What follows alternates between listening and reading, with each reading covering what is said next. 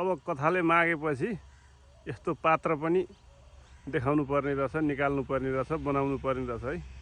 कथाले अब यस्तो व्यापक माग गरिरहेछ अहिले। ल हेर्नु ल, अब यो सुगोले बाँकी राख्छ त फापर। होय होय होय होय होय, ल हेर्नुहोस् त, यो बगालै आएर बसेको छ, बगालै बगालै। आयो आयो फेरि आयो आयो। ल ल ल ल, सको फापर, सको फापर रुँग्न पनि गाह्रो छ।